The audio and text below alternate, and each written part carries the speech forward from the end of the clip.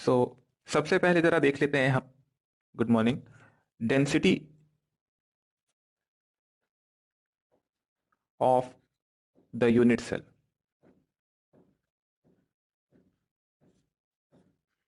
So density of the unit cell can be said to be, it is defined as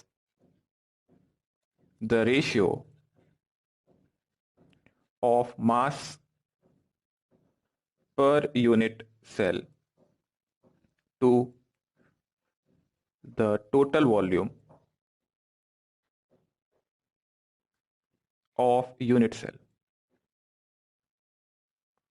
That means अगर density लिखें तो ये हो जाएगा mass of unit cell upon volume of unit cell. अब let's say आपके unit cell में एक ही सब्सटेंस है जिसमें per unit cell Z atoms है। जेड क्या होगा यहां? Number of particles per unit cell. एक यूनिट सेल में जेड पार्टिकल्स हैं। Okay, so mass of unit cell कितना हो जाएगा? Z into M, where M is the mass या एटॉमिक मास लिखते हैं, एटॉमिक मास और मॉलिक्यूलर मास। नाउ अगर ये मास एक मोल का मास है यानी कि ग्राम मॉलिक्यूलर मास है, तो एक मॉलिक्यूल का मास निकालने के लिए आपने अवोगाड्रो नंबर से डिवाइड कर देना है इसको। Volume of the unit cell कितना है? तो ये हो जाएगा A cube, where A is the edge length of the unit cell. Okay, now A जो आपको रखना है वो होना चाहिए सेंटीमीटर में, इसका ध्यान रखिए। सेंटीमीटर में अगर नहीं है तो उसको कन्वर्ट कर लेंगे। दूसरा, अगर मान लीजिए आपके यूनिट सेल में दो चीजें हैं, लेट से एक आयनिक क्रिस्टल है जिसमें एक कैटायन होता है और एक एनायन होता है, तो आपको अब उस केस में इतना निकालना होगा कि कितने कैटायन है और कितने एनायन है। और उस केस में आप फॉर्मूला लिख सकते हो Z1 × M1, कैटायन का number into mass of one, Z2 × M2, anion मान लीजिए इसको, divide by Avogadro number into A cube. अगर आप ग्राम में नहीं लेते हो, ये एएमयू में लेते हो, तो अवोगाड्रो नंबर से डिवाइड करने की जरूरत नहीं है। उस केस में आपको याद रखना होगा कि 1 AMU इज 1.66 इंटू 10⁻⁻34। सो ये आ जाएगा अपना answer. Edge length of unit cell in centimetre ये तो हमने कर लिया, and this is the formula.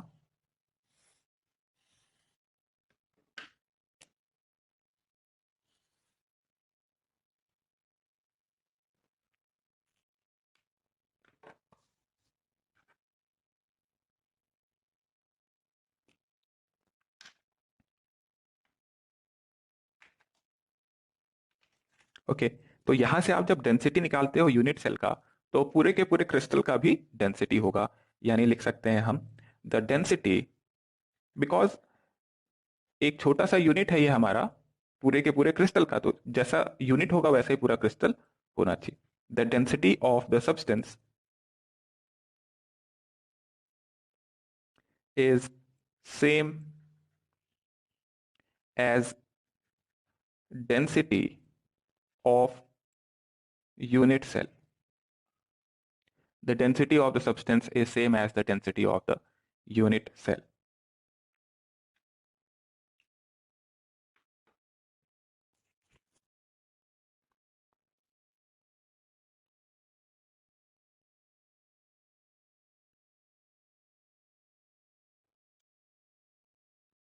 हो गया?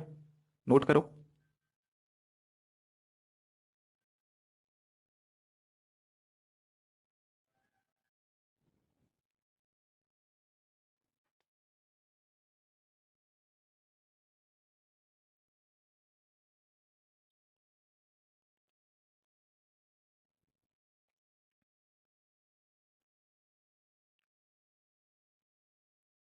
देन बात करेंगे हम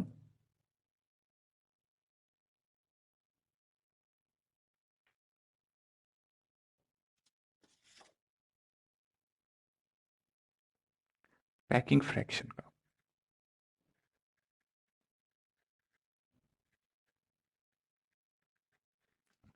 packing fraction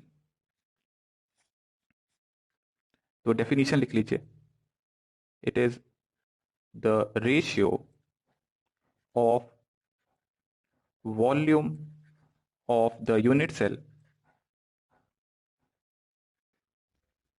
that is occupied by spheres of the unit cell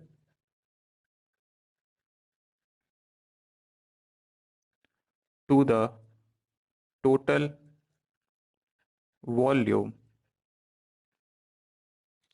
of the unit cell.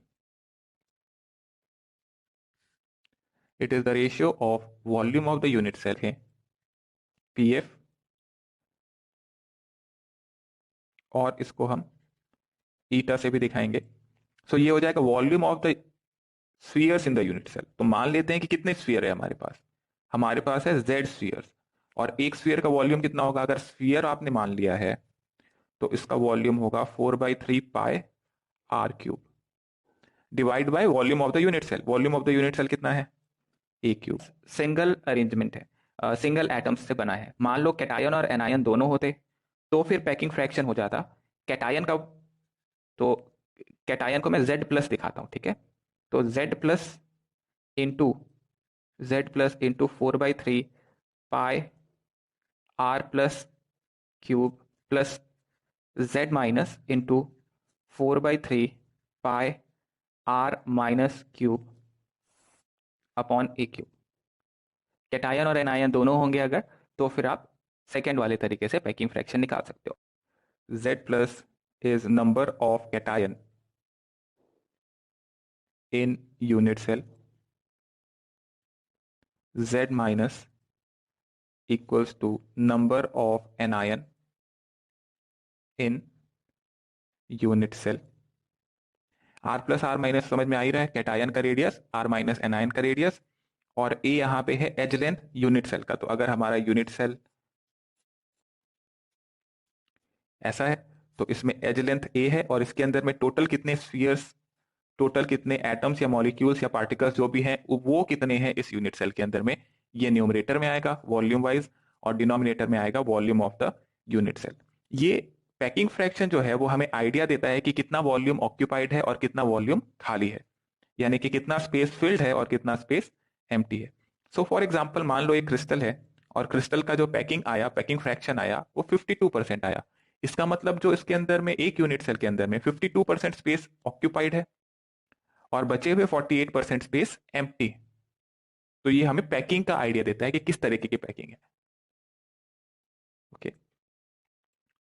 Then शुरू करते हैं हम 3 डायमेंशनल में पहला क्रिस्टल, पहला अरेंजमेंट पढ़ना। नोट कर लिया यहां तक हमने?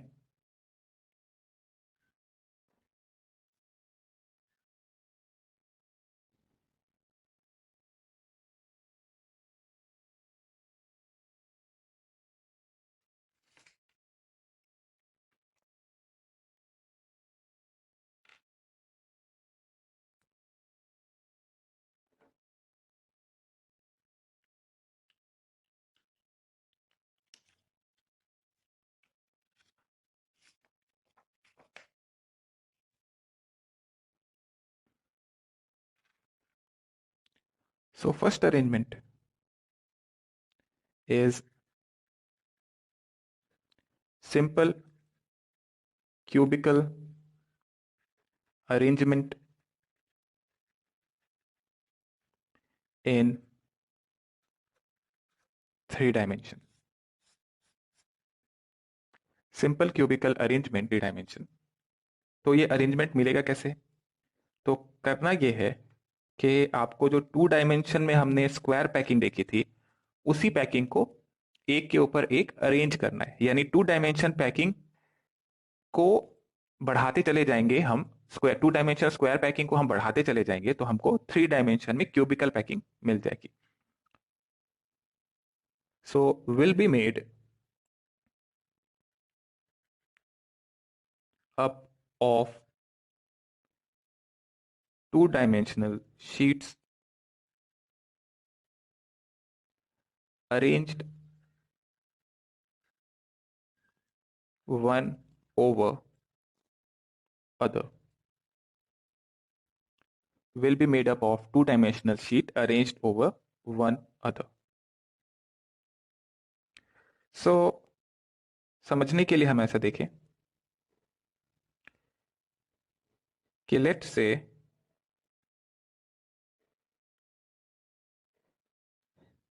ये हमने टू डायमेंशनल अरेंजमेंट देख लिया। तो इस टू डायमेंशनल अरेंजमेंट को इसके ऊपर अगर हम एक और ऐसा ही two dimensional arrangement square packing का करते हैं तो दूसरा वाला जो लेयर है वो कुछ इस तरीके से दिखेगा।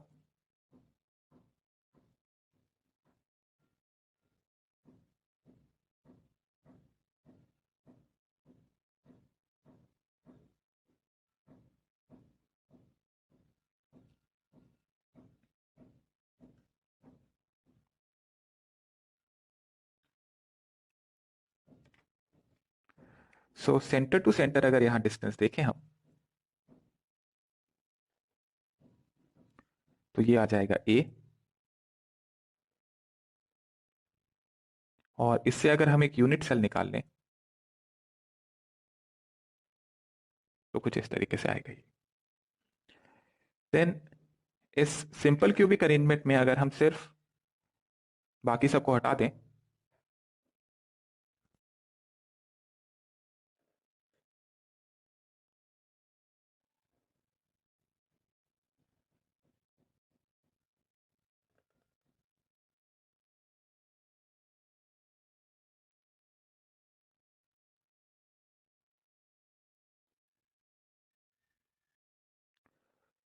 तो ये कुछ इस तरीके से दिखेगा।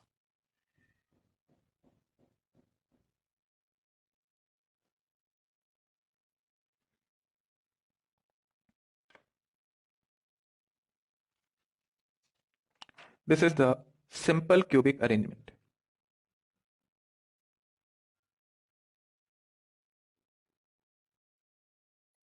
Also see the center to center distance. The center to center distance, अगर हम सिर्फ सेंटर्स को ज्वाइन करें तो हमारा जो क्यूब बन रहा है उसमें जो एज लेंथ आएगा जो कि यहाँ ए है वो, अगर इस रेडियस को आप आर मान रहे हो तो आप ये कह सकते हो कि ए जो है वो 2r के बराबर होना चाहिए। सो बेसिकली जो यूनिट सेल है वो कुछ इस तरीके से आपको दिखना चाहिए।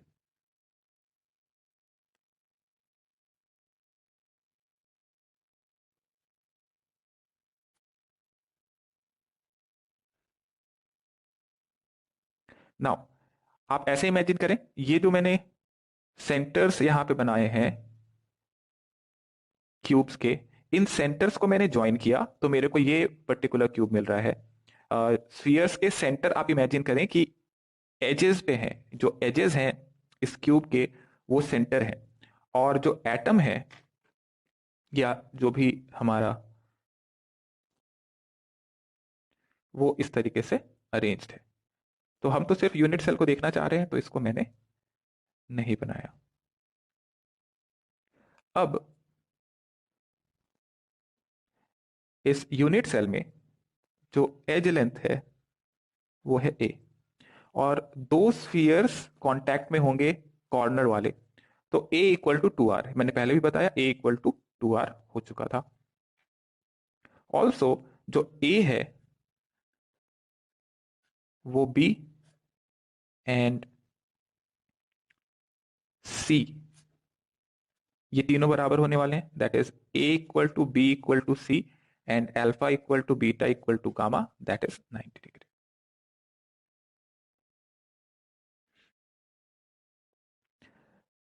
This is the simple cubic arrangement.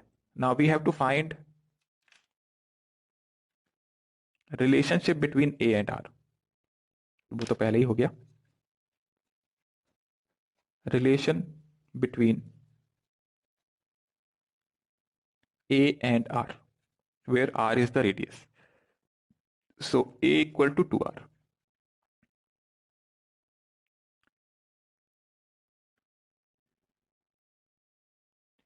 So ये इस वजह से हुआ है क्योंकि atoms,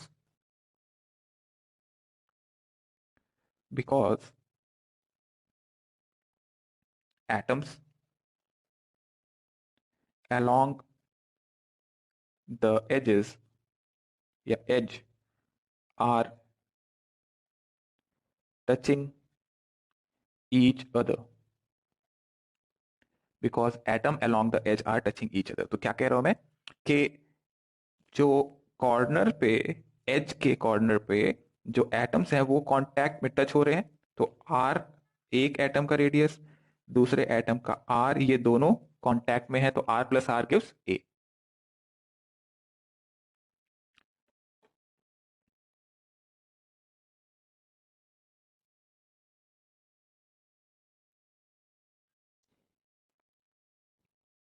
दूसरा हम निकालेंगे, पहला था relationship between A and R. Then second point note हो गया यहां तक।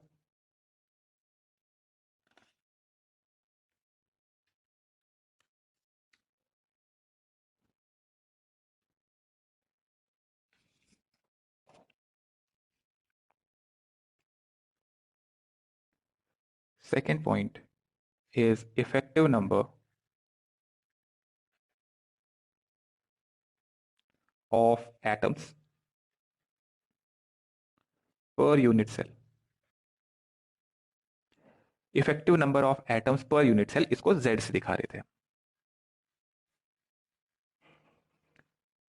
सो effective number of atoms per unit cell Z।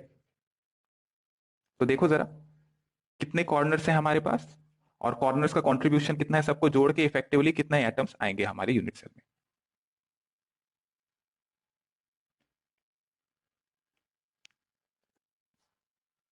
Z हमें फाइंड करना है। तो Z हो जाएगा, so there are 8 corners right, और हर कॉर्नर पे एक एक एटम है। तो हर कॉर्नर पे जो एटम है उसका कंट्रीब्यूशन कितना है यूनिट सेल के अंदर में। तो कॉर्नर्स का कंट्रीब्यूशन होता था 1/8, और ऐसे हैं कितने कॉर्नर्स टोटल 8। तो Z की वैल्यू हो गई 1, यानी कि हम 1/8 1/8 ऐसे 8 कॉर्नर्स को अगर जोड़ लें जो यूनिट सेल के अंदर है, तो हमारे पास एक पूरा का पूरा पार्टिकल हो जाएगा। ओके, देन थर्ड पॉइंट, बात करें अगर हम पैकिंग फ्रैक्शन की।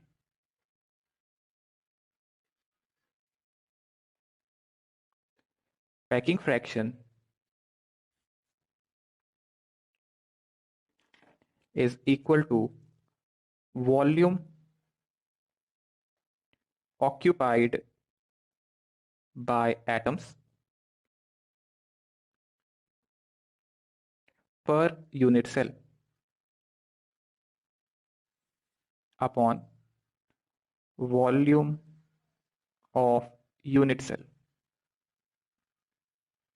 volume occupied by atoms per unit cell upon volume of the unit cell। so volume occupied by atoms कितना था, ये हो जाएगा Z atoms into 4/3 pi r cube upon volume of the unit cell is a cube. Z की value हमने अभी निकाली 1 था, 4/3 पाई आर क्यूब, और A की वैल्यू कितनी थी, A की वैल्यू R के टर्म्स में हमने देखा था A इक्वल टू 2R था। अगर मैं पुट कर दूं तो 2R क्यूब हो जाएगा, और इसको सॉल्व करेंगे अगर हम, तो ये लगभग कितना आने वाला है, 4 यहाँ हो जाएगा 8, आर क्यूब से आर क्यूब गया, तो ये हो जाएगा pi upon 6। Pi by 6 is also equal to, अगर इसको सॉल्व करें हम तो ये आ जाएगा 0.52, और इसको अगर परसेंटेज में निकालेंगे आप, so this comes out to be 52%। that means अगर अगर हमारे पास सिंपल क्यूबिक यूनिट सेल है तो उसमें 52% स्पेस जो है that is occupied by the particles, and 48% space जो है वो खाली है। पैकिंग फ्रैक्शन को अगर आप देखोगे तो बहुत ज्यादा खाली स्पेस है, इस वजह से इसको बहुत अच्छा पैक मेथड नहीं बोलते। So this is not a very good method. जो गुड मेथड और bad method way of packing जो है वो पैकिंग फ्रैक्शन को देख के, और कुछ नहीं। सो लिख सकते हैं this is not a very efficient way of packing, as packing fraction is very low. This is not a very efficient way of packing, as packing fraction is very low.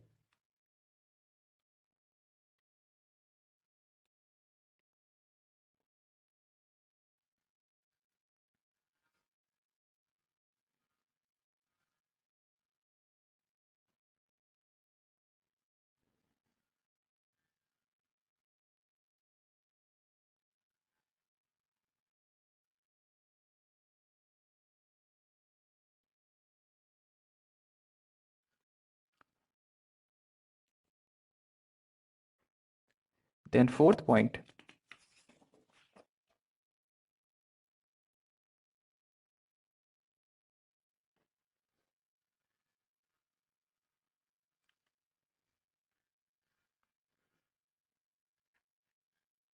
is coordination number. Coordination number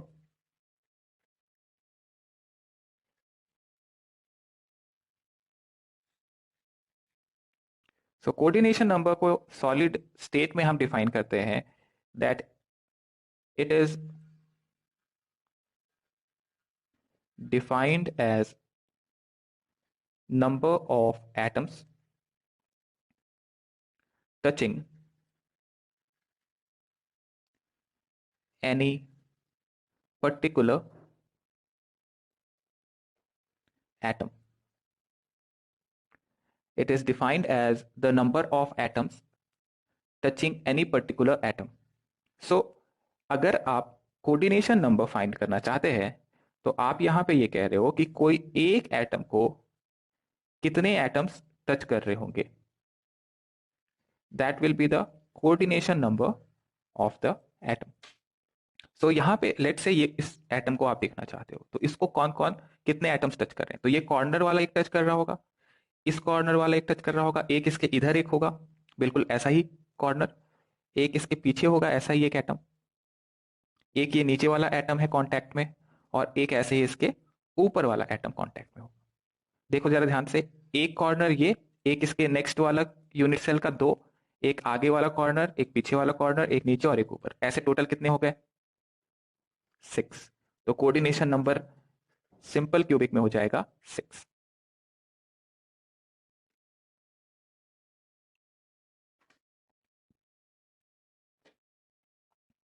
then if we talk about next type of neighbours कौन कौन से हैं.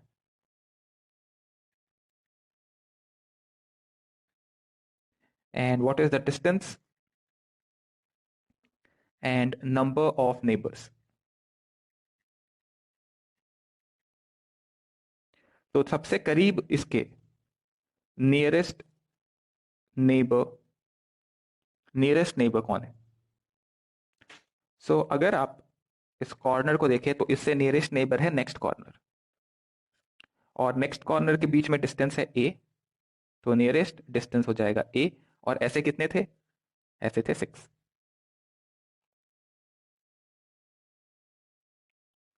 आप ऐसे भी निकाल सकते हो ये 6 कैसे आया. तो आप यहां ये कह सकते हो कि हमारे जो दो एटम्स थे जिनको आप देख रहे हो, एक में पहले ऐसे कितने थे, तो एक यूनिट सेल में 1 2 और 3. ओके, नाउ कॉर्नर्स कितने में, ये जो हमारा कॉर्नर था जिसको आप देख रहे थे ये कितनों में शेयर्ड है, ऐसे कितने यूनिट सेल में शेयर्ड है. तो एक इसके आगे ऐसा यूनिट सेल होने वाला है, एक इसके ऊपर यूनिट सेल होगा ऐसा ही,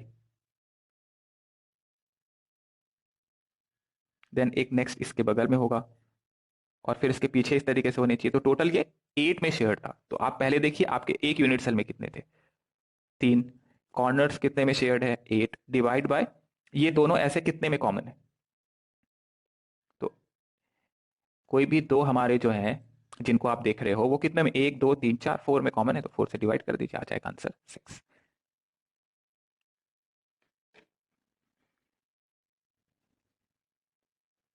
देन नेक्स्ट नियरेस्ट, कॉर्नर के बाद नेक्स्ट नियरेस्ट कौन सा एटम होना चाहिए, which is the next nearest atom, और कितनी दूरी पे होना चाहिए.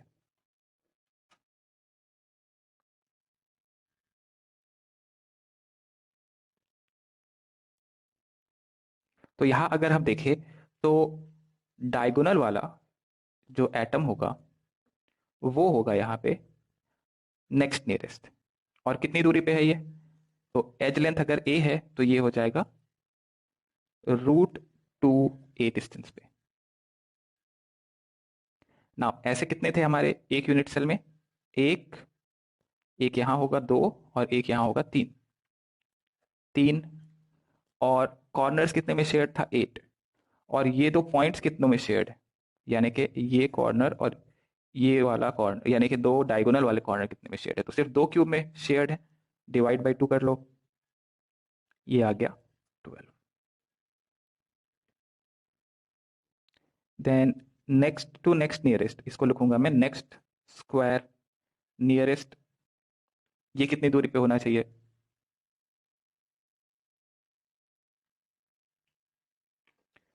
नेक्स्ट क्यूब नियरेस्ट होगा ये वाला, बिल्कुल बॉडी डायगोनल वाले। ये दो बॉडी डायगोनल वाले होने चाहिए नेक्स्ट क्यूब नियरेस्ट। और इनके बीच में आप डिस्टेंस निकालो, तो ए, और यहां से यहां तक आप जाओगे जब, तो ये डिस्टेंस हो जाएगा √2a। पाइथागोरस थ्योरम लगा दो, 90 डिग्री है यहाँ पे, और डिस्टेंस यहां से निकल जाएगा √3a। And what is the number of next cube nearest? ऐसे कितने हैं हमारे पास में? तो एक क्यूब में ऐसा एक ही है, कॉर्नर 8 में शेयर्ड है। और ये दो पॉइंट्स कितने क्यूब्स में कॉमन है? तो ये दो पॉइंट्स सिर्फ एक ही क्यूब में कॉमन है, जो ये खुद है। इसके अलावा ये दोनों पॉइंट्स कॉमन एक साथ किसी और क्यूब में नहीं है। तो 1 कर दो इसको, तो ये आ जाएगा 8।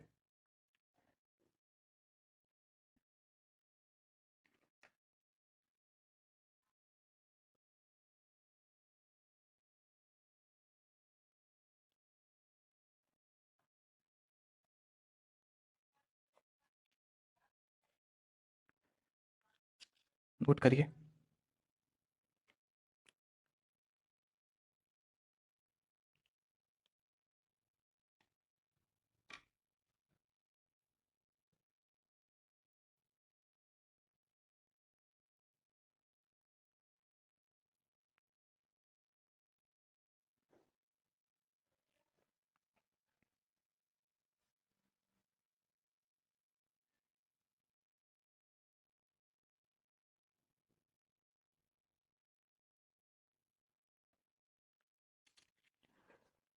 ओके, देन फिफ्थ पॉइंट होगा density of unit cell.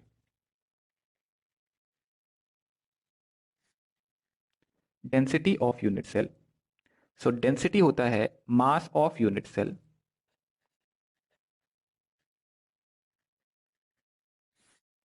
Upon volume of unit cell.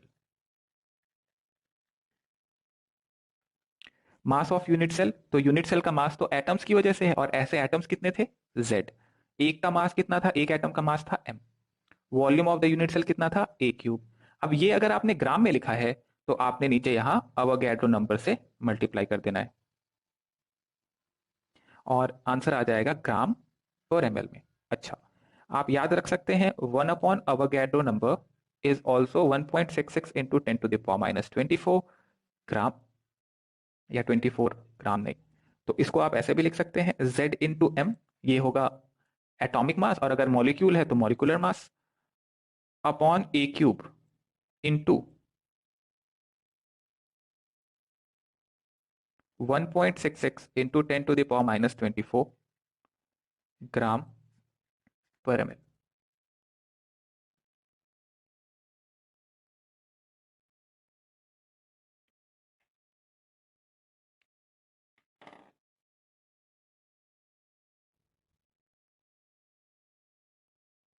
Z है यहाँ पे कितना?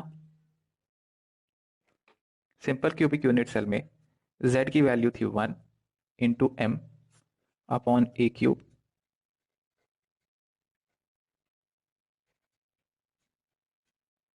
And that will give the answer.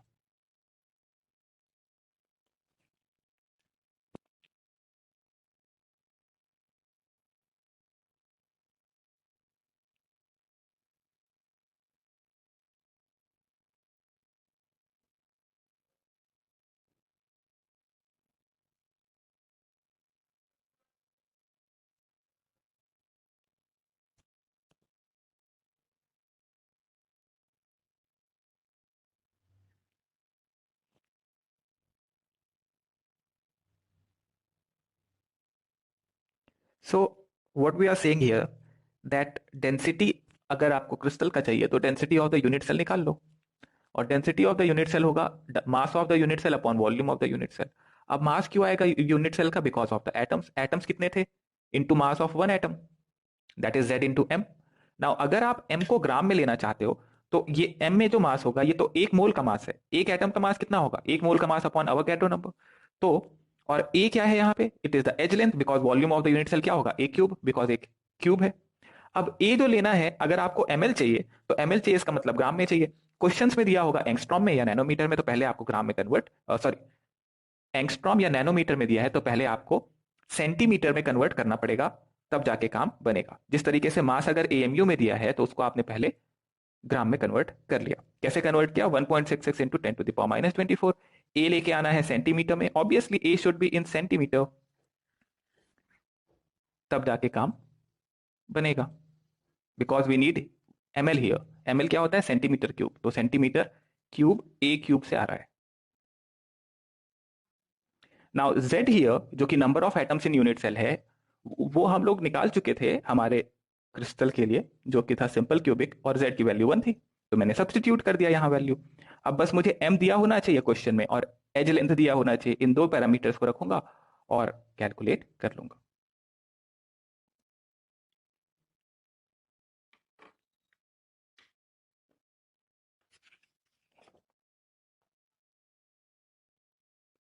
Second type of unit cell is body centered cubic। इसको बीसीसी भी लिखते हैं, और बॉडी सेंटर्ड बीसी।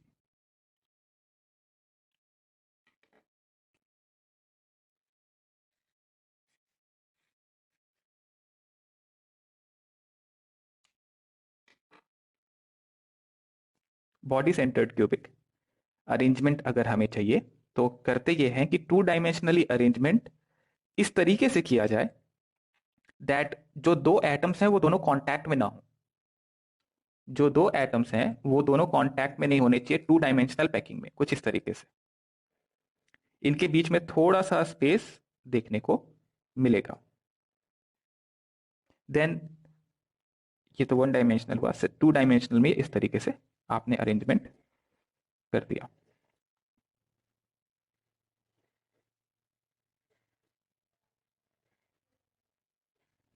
देन ये हुआ एक लेयर। इसके ऊपर जो दूसरी लेयर आएगी, वो दूसरी लेयर आपको ऐसे लगाना है सच दैट वो प्रेजेंट हो यहाँ पे, जो आपने खाली जगह छोड़ा है इसको ऑक्यूपाई करने वाला जगह होना। मैंने कुछ ज्यादा ही स्पेस रख दिया, इस तरीके का कुछ होना चाहिए, इस तरीके का। इसके ऊपर वाला लेयर जो मैं रेड से बना रहा हूं, ये वो सेकेंड लेयर है।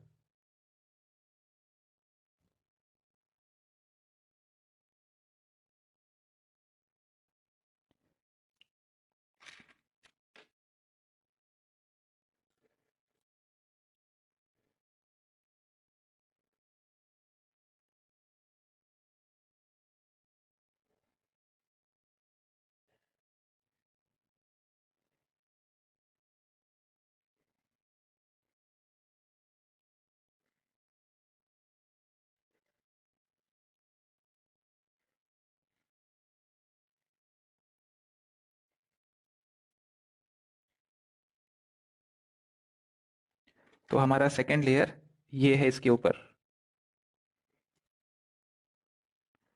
ओके, फिर थर्ड लेयर देखिए कहाँ आएगा।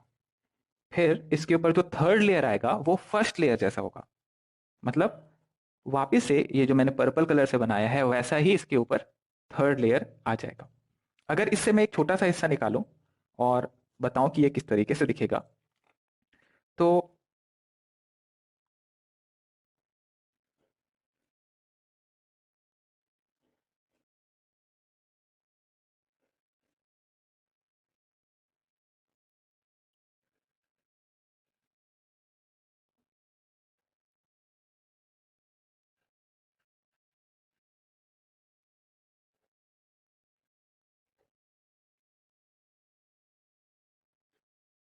और ये इसके पीछे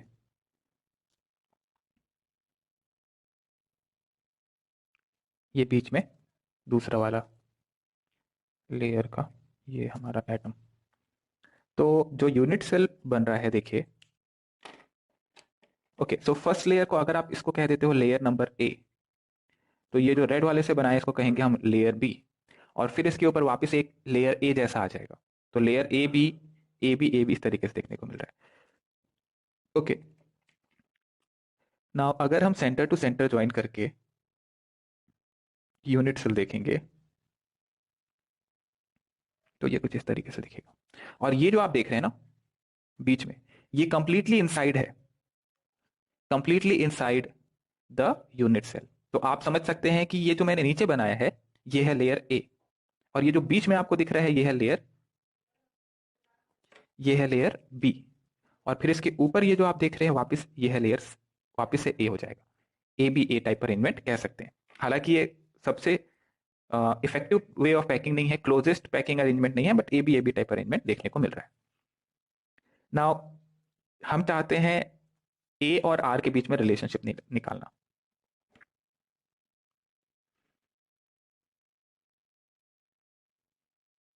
सो यहां पे पहले लिख लीजिएगा the lattice point in 2 dimension array do not touch each other. The lattice point in 2 dimensional array do not touch each other.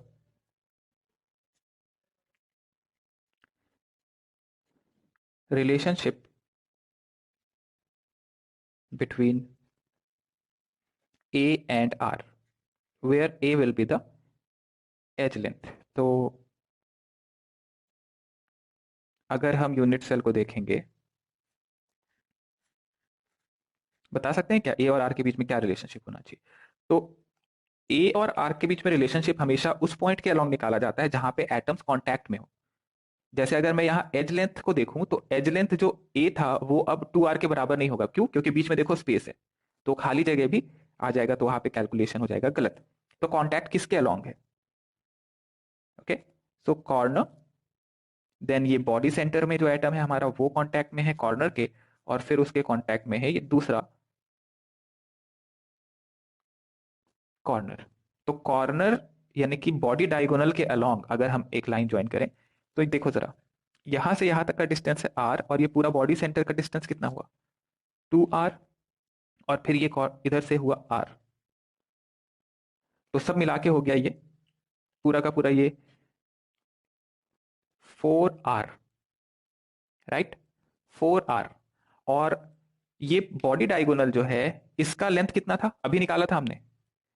अगर कॉर्नर टू कॉर्नर अगर आप जोड़ रहे हो और ए है, सो ये डायगोनल आप पाइथागोरस थ्योरम लगा के निकालो जरा कितना आता है ये बॉडी डायगोनल का लेंथ,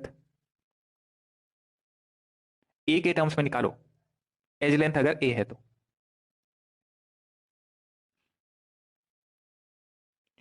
ये वाला डिस्टेंस हो जाएगा √2a, पाइथागोरस थ्योरम निकालेंगे तो ये आ जाएगा √3a। कॉर्नर से कॉर्नर कांटेक्ट में नहीं है, राइट, और कॉर्नर और फेस डायगोनल कांटेक्ट में नहीं है। कांटेक्ट में कौन है? कॉर्नर कांटेक्ट है जो बिल्कुल बॉडी सेंटर पे जो हमारा एटम है, ये कॉर्नर जो है वो इस बॉडी सेंटर के कांटेक्ट में, ये बॉडी सेंटर फिर दूसरे कॉर्नर के कांटेक्ट में, तो ये पूरा एक अगर हम देखें तो ये है √3a बॉडी डायगोनल का लेंथ। तो ये आ गया पहला relationship between A and r. Second point, effective number of atoms कितने हैं? Effective number of atoms, effective number of atoms.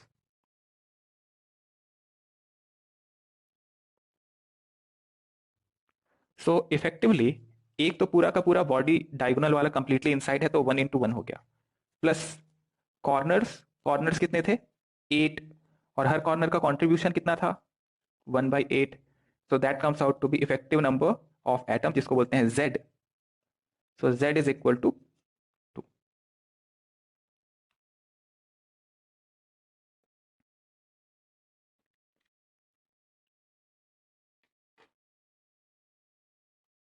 So relationship between A and r, imagine करिए एक क्यूब, और ओके सो लेट्स इमेजिन जिस जिस room में हम बैठे हुए हैं वो हमारा यूनिट सेल है।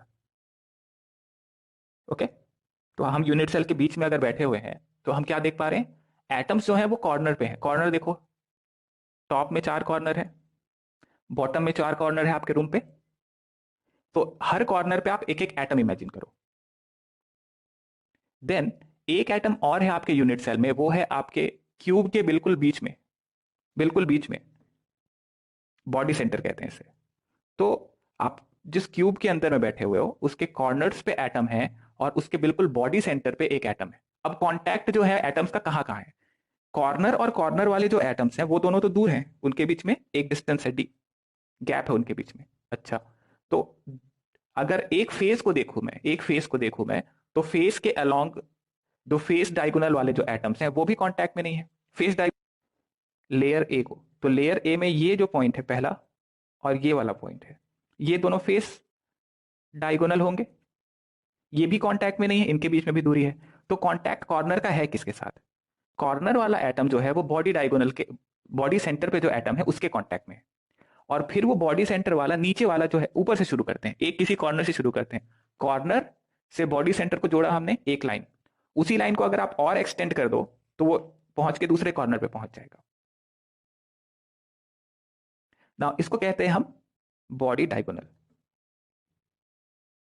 अब इस बॉडी डायगोनल को कॉर्नर टू कॉर्नर कितना लेंथ होगा इसका,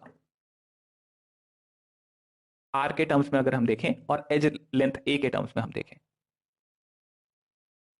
ठीक है, इमेजिन होता है। तो हम जब बॉडी डायगोनल वाला लेंथ देख रहे थे तो हमने ये देखा कि कॉर्नर से बॉडी सेंटर और बॉडी सेंटर से फिर कॉर्नर, इसका जो डिस्टेंस है कॉर्नर से जो एटम है उसका रेडियस है आर, और वो आर वाला एटम कांटेक्ट है बॉडी सेंटर वाले एटम से, तो आर उसका हुआ और बॉडी सेंटर वाले का आर। फिर ये बॉडी सेंटर वाला दूसरी तरफ फिर से कॉर्नर से है कांटेक्ट में, दूसरा कॉर्नर से।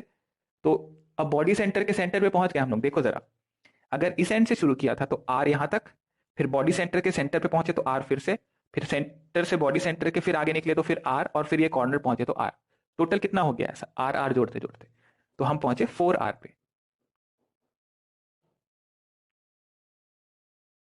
नाउ एज लेंथ अगर हम देखें तो एज लेंथ ए था, तो ए था, तो मुझे बताओ कि कॉर्नर और जो दूसरा बॉडी डायगोनल वाला कॉर्नर है इनके बीच में डिस्टेंस कितना था ए के टर्म्स में, एज लेंथ के टर्म्स में,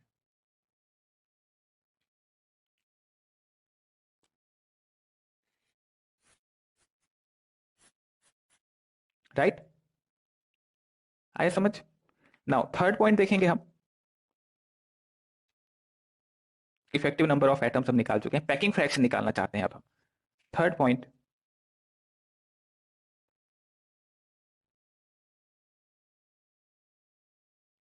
is packing fraction.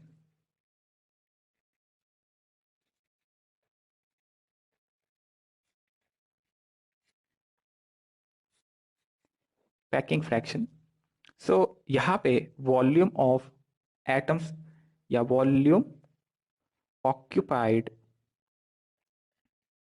Bye spheres per unit cell upon volume of unit cell. So we have 2 atoms z जो था, and volume of one unit cell is 4/3 pi r cube. Volume of the unit cell is a cube.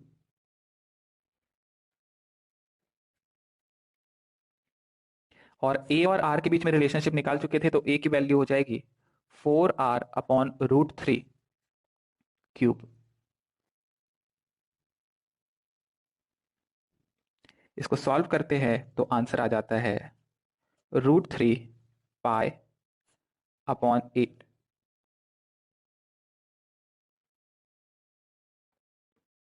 That is nearly equal to 0.68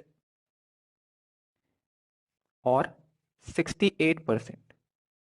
that means 68% space is occupied by atoms and बाकी जगह खाली होगी। थोड़ा efficiency wise अगर आप देखें तो ये स्क्वायर पैकिंग से बेटर पैकिंग है, more efficient way of packing that then simple cubic arrangement. Then fourth point,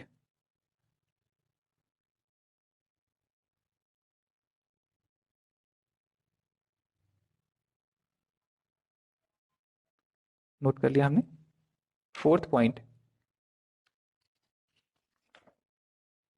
is coordination number. Fourth point, बताओ कोऑर्डिनेशन नंबर कितना आना चाहिए। किसी भी एक आप एटम को देखो और उससे देखो कितने एटम्स कांटेक्ट में है, तो किसको देखना चाहिए मुझे, और बताओ कोऑर्डिनेशन नंबर कितना आएगा। What is the coordination number? So सबसे आसान ये होगा हमारे लिए कि हम जो बॉडी सेंटर पे एटम है उसको इमेजिन करें। उस बॉडी सेंटर वाले एटम को देखो और बताओ वो कितनों के कांटेक्ट में है। तो वो बॉडी सेंटर जो है 4 ऊपर वाले कॉर्नर के कांटेक्ट में होगा और 4 नीचे वाले कॉर्नर्स के कांटेक्ट में होगा। तो टोटल कोऑर्डिनेशन नंबर आ गया यहां से 8। लिख सकते हैं हम, the sphere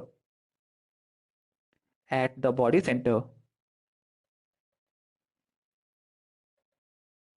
will be touching the spheres at 8 corners.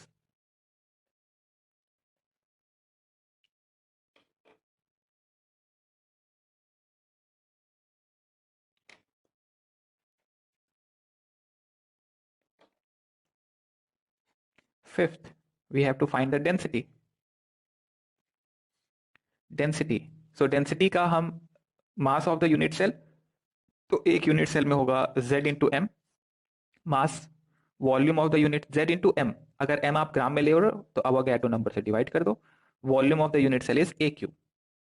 Z की वैल्यू हमने निकाली, यहाँ पे आता था 2 into M upon Avogadro number into A cube. A लेना है सेंटीमीटर में, एम लेना है आपको ग्राम में। आप इसको ऐसे भी ले सकते थे, 2 into M into 1.66 into 10 to the power minus 24 upon A cube gram per M L distance and number of neighbour. So first of all हम निकालेंगे नियरेस्ट नेबर। नियरेस्ट नेबर हमेशा नियरेस्ट नेबर हमेशा हमारा कोऑर्डिनेशन नंबर वाला atom हो जाएगा। तो बताइए what is the distance between the nearest neighbour and what is the number of the neighbour.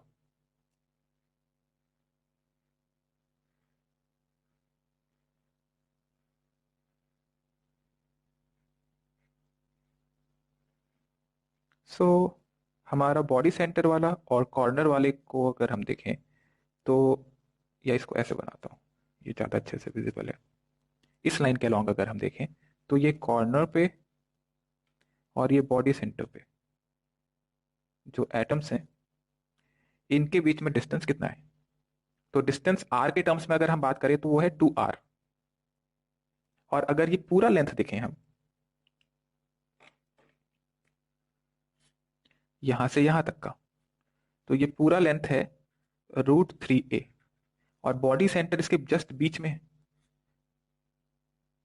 तो ये वाला डिस्टेंस जो होगा वो होगा √3a अपॉन 2। सो 2r, डिस्टेंस है 2r और √3a upon 2। Number of neighbour कितने थे? तो बॉडी सेंटर को देख लो आप, 8 कॉर्नर्स थे, या कॉर्नर को देखोगे तो ऐसे 8 बॉडी सेंटर हैं। कैसे होंगे 8 बॉडी सेंटर?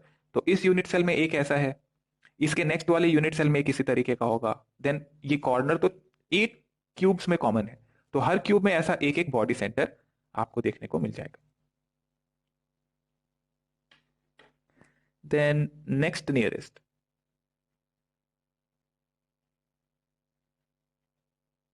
नेक्स्ट नियरेस्ट कौन सा होगा? ओके, कॉर्नर के रेस्पेक्ट में आप देखना शुरू करो। तो कॉर्नर के सबसे नियरेस्ट तो था बॉडी सेंटर वाला, उसके बाद नेक्स्ट नियरेस्ट कौन सा होगा?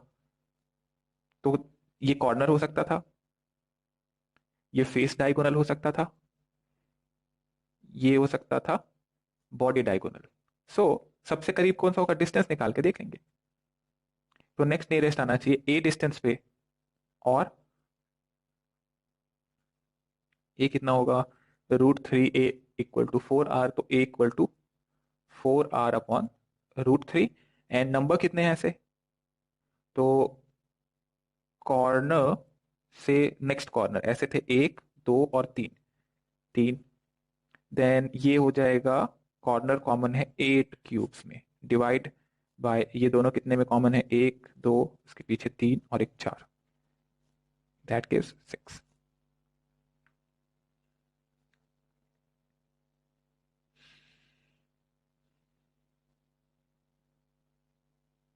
देन बताओ इसके नेक्स्ट वाला कौन सा होना चाहिए, नेक्स्ट स्क्वायर नियरेस्ट कौन सा होगा atom, and what will be the distance.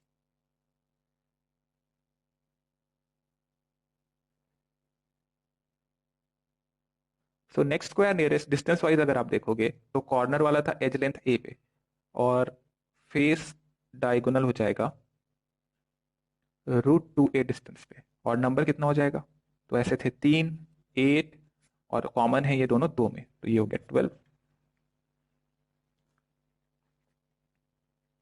Then next cube nearest.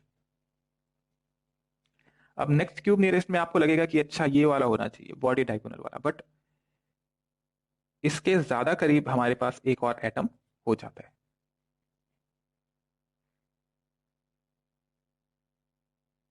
तो अगर आप इस अगले क्यूब के बॉडी सेंटर को देखें और उसका इस कॉर्नर से डिस्टेंस निकाले, तो यहां से यहां तक का डिस्टेंस, ये पूरा डिस्टेंस,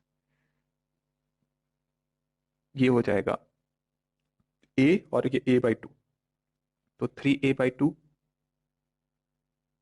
थोड़ा ज्यादा हो गया यहाँ पे, दिख नहीं रहा होगा शायद क्लियर, और ऐसा है।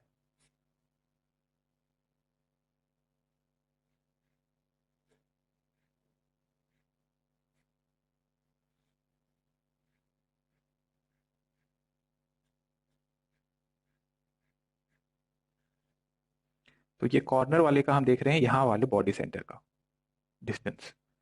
तो पहले तो आप यहाँ तक पहुंचो, तो ये हो जाता है डिस्टेंस √3a/2, √3, सॉरी √3 नहीं, 3a/2, और सेंटर से ये पूरा डिस्टेंस देखो, ये था √3a, नहीं √2a, तो ये वाला डिस्टेंस यहां से यहां तक का हो जाएगा a/√2, और मेरे को ये चाहिए डिस्टेंस यहां से यहां तक का। तो जरा पाइथागोरस थ्योरम लगा दो इस ट्राइंगल के लिए और बताओ कितना डिस्टेंस आ जाता है। ओके, सो ये हो जाएगा √3a/2 का स्क्वायर प्लस a/√2 का square, that is equal to √11/2 into a।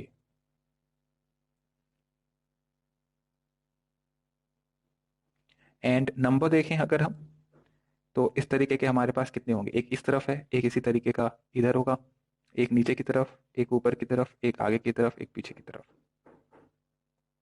Then इस तरीके से जैसे आगे है उसी तरीके से पीछे होगा 4, हर डायरेक्शन में जो हमारे पास है ऐसे 4 होंगे।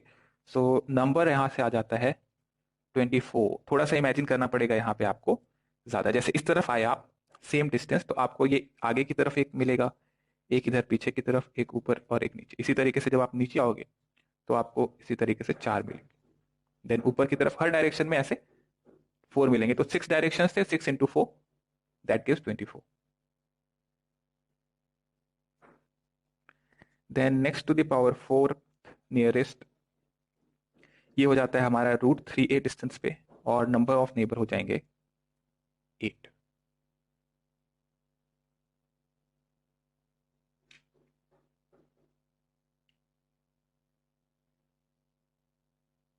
क्या आप इमेजिन कर पा रहे हैं ये?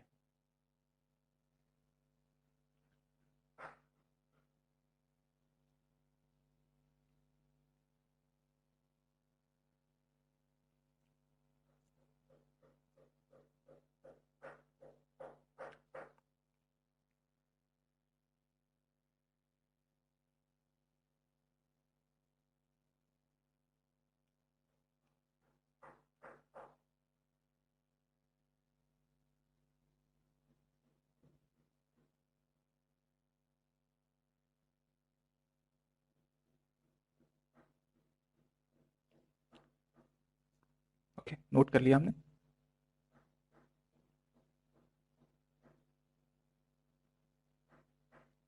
ओके, एक एग्जांपल लिखेंगे।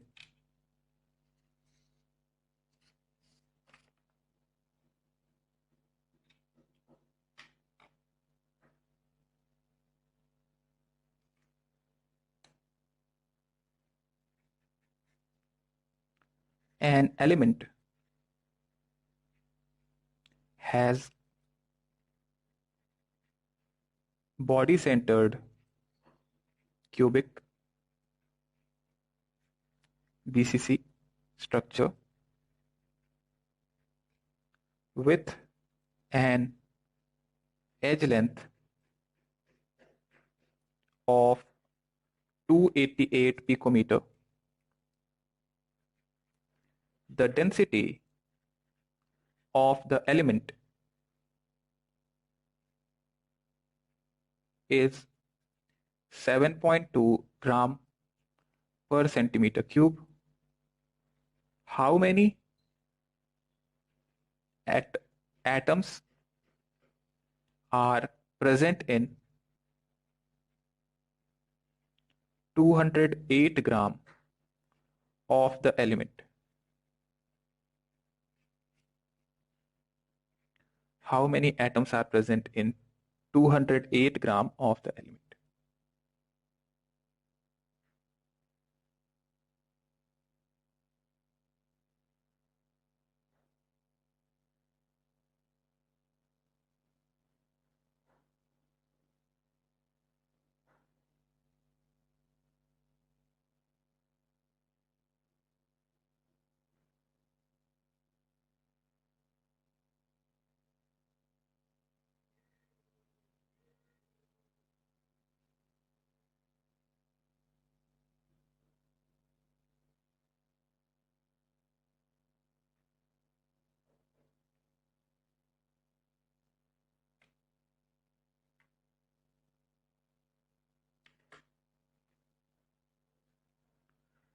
सो क्वेश्चन कह रहा है हमें that it is a body centred cubic arrangement.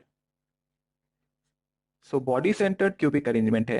इसमें अगर हम डेंसिटी की बात करें, सो density will be mass upon volume. Density हमें दे रखा है और एज लेंथ हमें दे रखा है, मतलब वॉल्यूम आप निकाल लेंगे तो मास यहां से आपको पता चल जाएगा एक यूनिट सेल का, राइट। अब मास ऑफ 1 यूनिट सेल में आपको पता था कि 2 एटम्स एक पूरे यूनिट सेल में होंगे, तो वहां से आप निकाल सकते हो that number of unit cell जो कि 208 ग्राम में प्रेजेंट होंगे। फिर एक यूनिट सेल में 2 एटम्स हैं, तो मुझे पूछा यह गया है टोटल नंबर ऑफ एटम्स कितने। तो पहले हम बात कर लेते हैं वॉल्यूम ऑफ यूनिट सेल की। Volume of unit cell is 288 picometre, but इसको सेंटीमीटर में कन्वर्ट करेंगे हम। तो 1 पिकोमीटर इज 10⁻⁻12 मीटर, और इसको लिख सकते हैं 1 पिकोमीटर इज 10⁻⁻10 सेंटीमीटर। तो 10⁻⁻10 centimetre cube, that is 2.39 into 10⁻⁻23 centimeter. Now,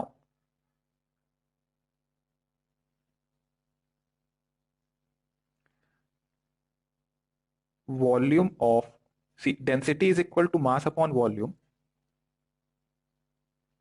and अगर मैं 208 ग्राम का लिखूं तो मैं लिख सकता हूं यहां volume of 208 gram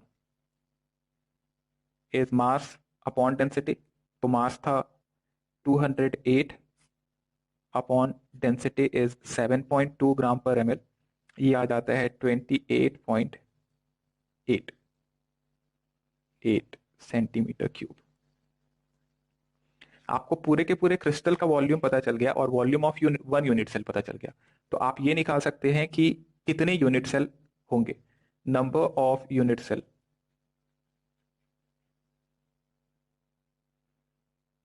28.88 upon 2.39 into 10 to the power minus 23, that comes out to be 12.08 into 10 to the power 23 unit cell, और एक यूनिट सेल में थे 2 atoms, so we can say number of atoms equal to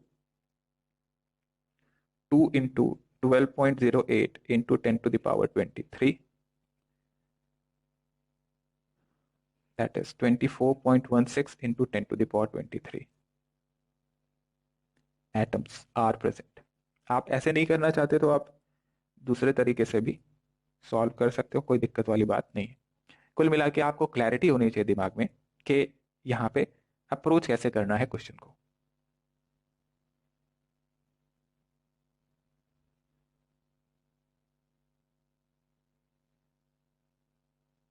तो आप volume की जगह मास से भी इसको क्वेश्चन को कर सकते थे।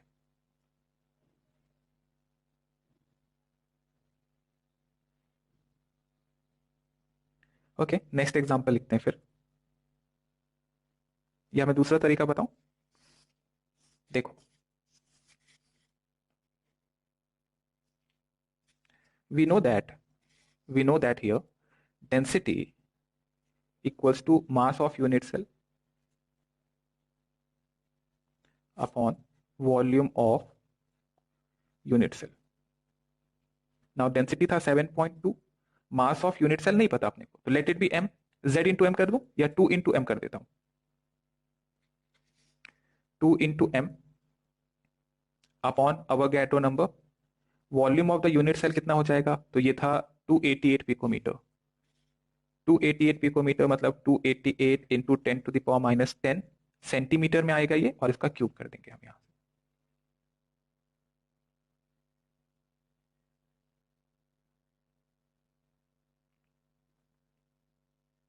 ओके, और m की वैल्यू यहाँ पे जो कि हो जाएगा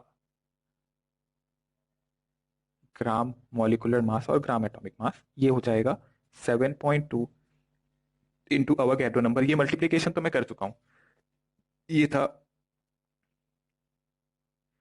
2.39 into 10 to the power minus 23 centimetre cube होना चाहिए था, सेंटीमीटर लिखा है, अपॉन 2। अवोगाड्रो नंबर की जगह रख देंगे 6.02 इंटू 10 टू द पावर 23, और यहां से आ जाएगा मास।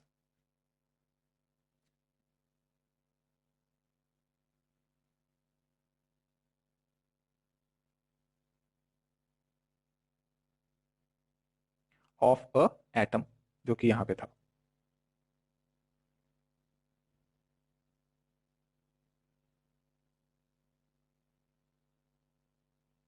सो इसको जरा सॉल्व करो, जरा कितना आता है ये।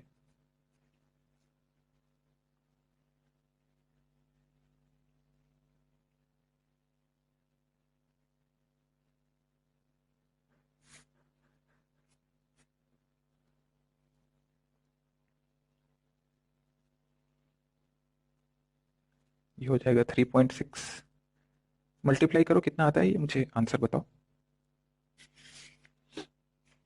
ओके, जो भी आएगा उसके बाद क्या करना है, अब आप कर सकते हो number of moles is equal to mass upon gram molecular mass. Mass question में दे रखा था 208 ग्राम के लिए चाहिए हमें, और ग्राम मॉलिक्यूलर मास जो m है वो आप यहां से निकाल चुके हो। यहां से आपको नंबर ऑफ मोल्स मिल जाएगा, नंबर ऑफ एटम्स चाहिए तो number of moles into Avogadro number. तो एक काम करो, अवोगाड्रो नंबर को कैंसिल मत करो, रहने दो उसको, वो फिर आगे कैंसिल, तो इसको, इसकी वैल्यू देखो कितनी हो जाएगी, 208 upon 3.6 into Avogadro number into 2.39 into 10 to the power minus 23. So number of moles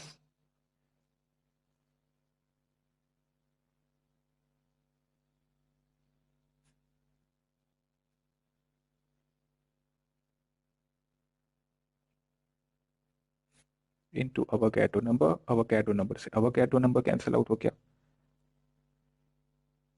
और 208 से आप इसको डिवाइड कर दोगे तो सेम आंसर आ जाना चाहिए 10 टू द पावर माइनस 23 ऊपर आ जाएगा 24.16 into 10 to the power 23 atoms. That will be the answer.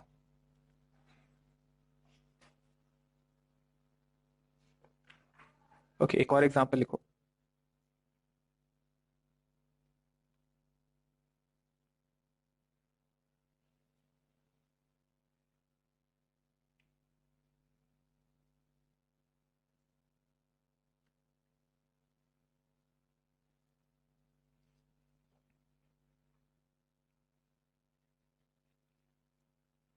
How many nearest and next nearest neighbor respectively does potassium have in BCC lattice? Option A है 8,8, option B 8,6, option C 6,8 and option D 8,2.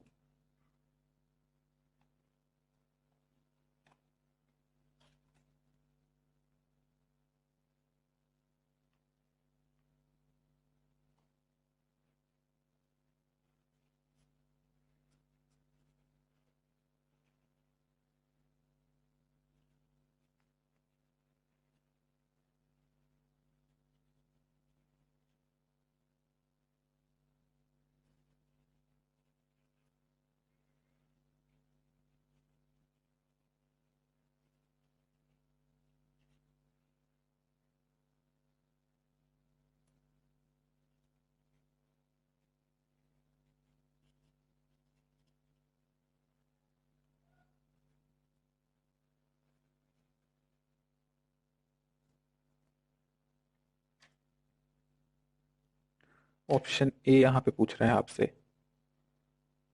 What is the distance between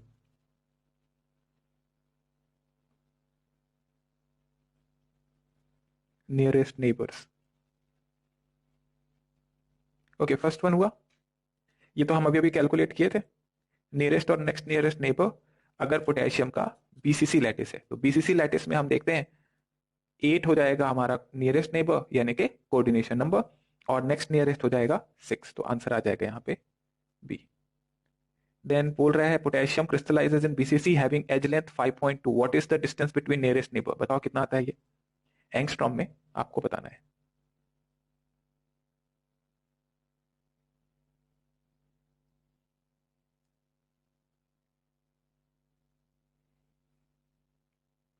What is the distance between the nearest neighbors? Okay, so nearest neighbours के बीच में distance था corner और body centre का distance वो था 2r. 2r यानी कि √3a/2. √3a/2, तो a कितना था यहाँ पे बोल रहा है 5.2 अपॉन 2. √3 को कितना लें 1.7. 1.7 ले लिया जाए या 1.73 ले लेते हैं. 1.73 into 5.2 upon 2. So this should be nearly equal to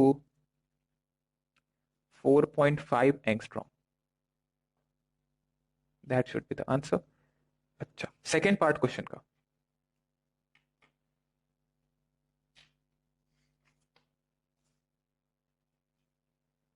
What is the distance between next nearest neighbor? what is the distance between next nearest neighbor?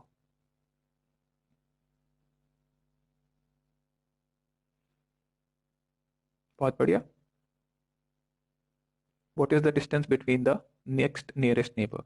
So आपको अगर याद हो तो नेक्स्ट नियरेस्ट नेबर जो था वो कॉर्नर वाला आ जाएगा, यानी कि जो एज लेंथ हो जाएगा उसके बराबर हो जाएगा. ये डिस्टेंस जो था वो हो जाएगा ए के बराबर, और सीधा सीधा आंसर आ जाएगा बिना कैलकुलेशन किए 5.2 एंगस्ट्रॉम. अच्छा, third part.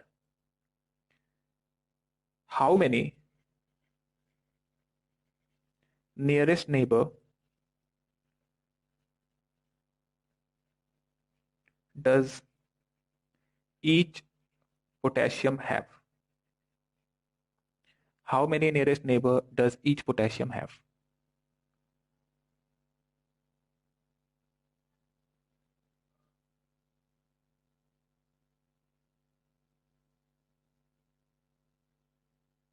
How many nearest neighbor does each potassium have? So nearest neighbor मतलब कोऑर्डिनेशन नंबर, और कोऑर्डिनेशन नंबर कितना था नियरेस्ट नेबर? तो आप अगर बॉडी सेंटर को देखोगे तो there is 8 nearest neighbor. Then D part. How many next nearest neighbor does each potassium have? How many next nearest neighbor does each potassium have?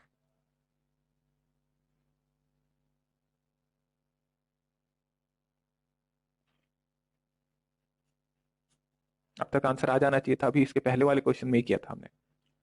How many next nearest, तो corner वाला होगा, तो एक corner के respect में ऐसे कितने closest corner है? सो ये आ जाता था answer 6. Then fifth part question का, E part. Calculate the density of crystalline potassium. Calculate the density of crystalline potassium.